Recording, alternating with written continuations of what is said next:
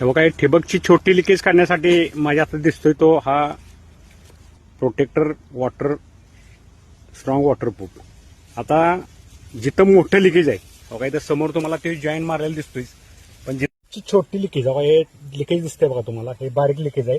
हे कुठल्या तरी प्राण्यानं चावलंय किंवा जंगली प्राण्याचा प्रॉब्लेम काहीतरी असल्यामुळं हे लिकेज झालंय. आता इथं आपण 2.5 रुपयाला एक जॉइनर मिळतो आणि 5 रुपयेवाला एक जॉइनर मिळतो. त्याच्याऐवजी जर आपण ही छोटी लिकेज आहे, इथं डिप्पर आहे बघा.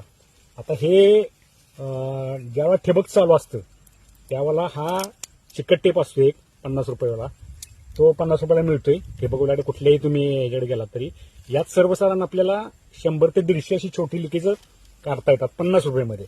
हाच जर तुम्ही जॉइनर वापरला तर तुम्हाला 2.5 रुपये एका ठिकाणी हा जॉइनर वापरायला लागेल आणि प्रत्येक ठिकाणी पाईप कट करणं आणि जॉइनर बसवणं.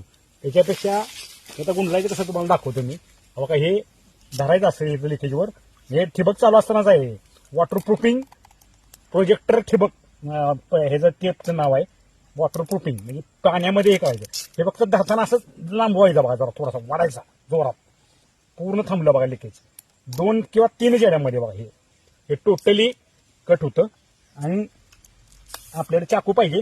आता मी चाकू मॅड आणलेला नाही किंवा कटर पाहिजे होता. हे बघा, हे थांबलं बघा पूर्णपणे ठिबक लिकेज असं एक. दुसरी गोष्ट, ठिबकची पाईप इंटरनल डिपर असतील तर काय करायचं आहे की ह्या ज्या 2 पिवळ्या रेषा दिसतात ह्या वरच पाहिजेत. याचं कारण तुम्हाला सांगतो असं की पाणी घाण पाणी असतं ठिबकमध्ये. जरी तुम्ही फिल्टर असला तरी घाण पाणी येतच असतं. मी गेल्यावर तुम्हाला सांगितलं माहिती काळजी काय करायची.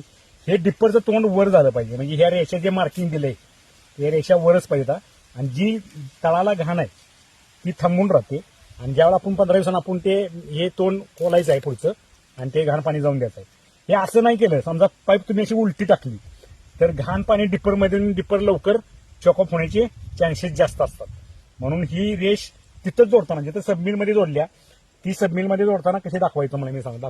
ही जर सबमिल आपली गृहीत धरली तर ह्या जे पिवळ्या रेषा आहेत बरोबर ह्या अशा वर आल्या पाहिजेत, म्हणजे संपूर्ण रेषा ही वर राहते.